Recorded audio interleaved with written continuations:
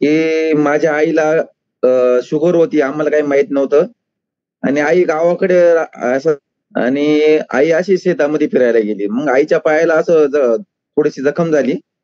तर हं. त्याच्यामुळे ते शुगर असल्यामुळे ते गँग्रीन झालं.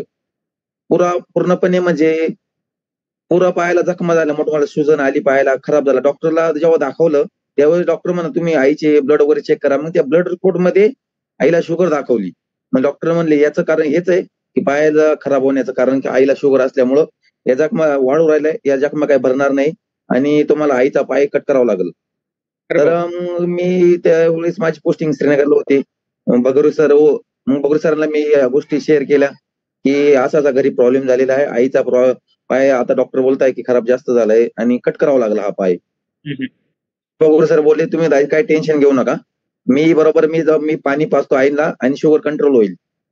तर बगुरे सरांना कम से कम दीड महिना आईला कंटिन्यू पाणी दिलं आणि आईच्या धीरे-धीरे पूर्णपणे जखमा कव्हर झाल्या आणि डॉक्टर पण असं म्हणजे ज्या वॉर्डमध्ये ॲडमिट होती, त्या वॉर्डमध्ये 3 पेशंट होते. सेम टू सेम 3 पेशंट होते आणि त्या 3 पेशंटची सेम आईच्या पायासारखीच कंडिशन होती.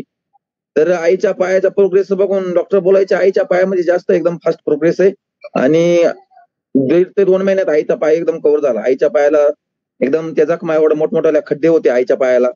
ते सर्व कव्हर झाले आणि कम से कम 2.5 महिन्यात आईचा पाय कव्हर झाला आणि त्या 2 बॅड लक असा त्या 2 पेशंटचे पाय दोघांचे पण दोन्ही पाय कट केले आणि माझ्या आईचा पाय एकदम व्यवस्थित क्लिअर कट झाला आणि 100% माझ्या आईचा पाय आज क्लिअर आहे आणि आई आज व्यवस्थित फिरते पण, वॉकिंग पण करते. काहीच प्रॉब्लेम नाही. फक्त आज बॅड लक असं आहे, की आई गावाला गेलेली. त्याच्यामुळे मी तुम्हाला आईचा पाय दाखवू शकत नाही आता.